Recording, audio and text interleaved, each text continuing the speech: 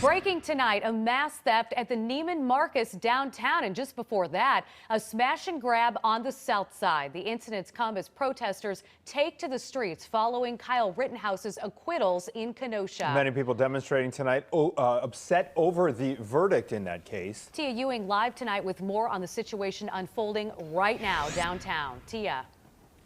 Well, I am on the Mag Mile right now, Natalie and Anthony, and I can tell you that Chicago police are not confirming that these crimes are instances of looting. But what we do know is that protesters, they wanted their voices heard in downtown Chicago tonight. They had a protest over at Federal Plaza and then another one at Millennium Park. They say today's acquittal of Kyle Rittenhouse shows justice isn't fair for all. Video from the south side shows Skyfox over the scene of a GameStop on 87th and Cottage Grove. On the ground, you can see glass and merchandise. Chicago police say several things were stolen from inside. On the Mag Mile, high-end retailer Neiman Marcus had 15 males storm in and take merchandise. They got away in 3 separate vehicles.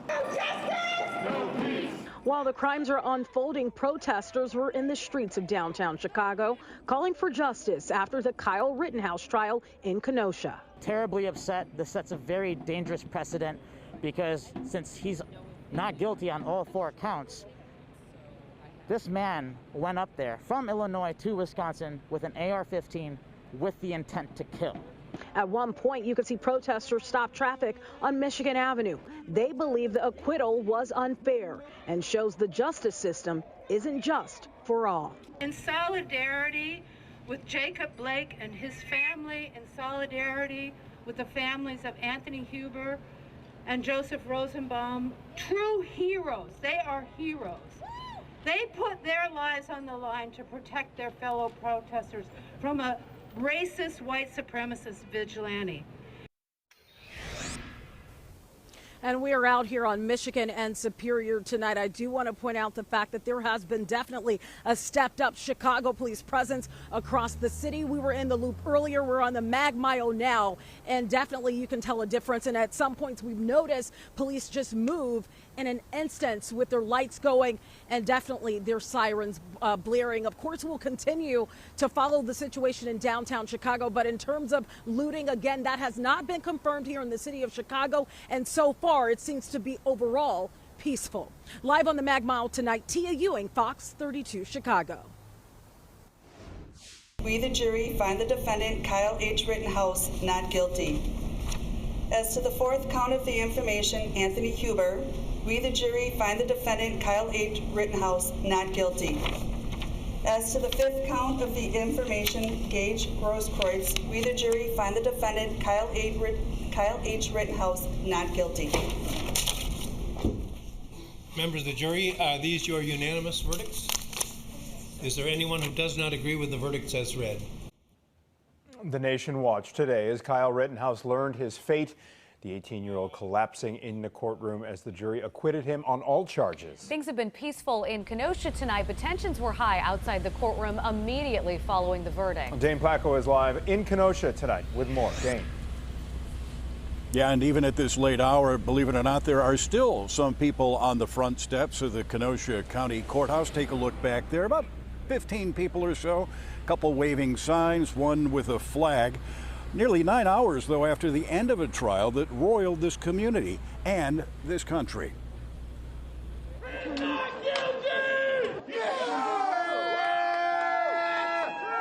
There were cheers and jeers outside the Kenosha County Courthouse as the verdict was announced. After 25 hours of deliberations over 4 days, Kyle Rittenhouse was acquitted on all counts. Rittenhouse and his mother were whisked out a back exit, a news photographer catching a picture of him with a big grin on his face. But a family spokesperson says Rittenhouse's testimony clearly swayed the jury. He was always going to take the stand. He always wanted to take the stand because he wanted to tell everybody, the world, his story, right? Nobody knew Kyle. If Kyle didn't take that stand, what would have happened? He would have lost. Really, that was that key? I believe that. And he held up to a lengthy cross-examination from a seasoned prosecutor.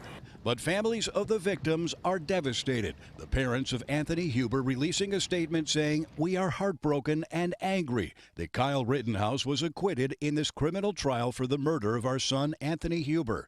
There was no justice today for Anthony." And Huber's girlfriend, Hannah Giddings, had tears in her eyes as she was let out of the courthouse. I am especially not surprised at the outcome of this verdict. For Anthony Huber, the love of my life, we know that this system is a failure. In a statement, Kenosha County prosecutors say the jury representing our community has rendered its verdict in the case. While we are disappointed with that verdict, it must be respected. Outside the courthouse, there were a few minor confrontations between Rittenhouse's supporters and detractors, all under the watchful eyes of Kenosha police. One woman collapsed and appeared to suffer a seizure. She was stretchered into an ambulance and taken to a nearby hospital. It's clear that while the trial may be over now, emotions will continue to run high. This is like the Wild West now. You can go out in the streets and just play shoot 'em up.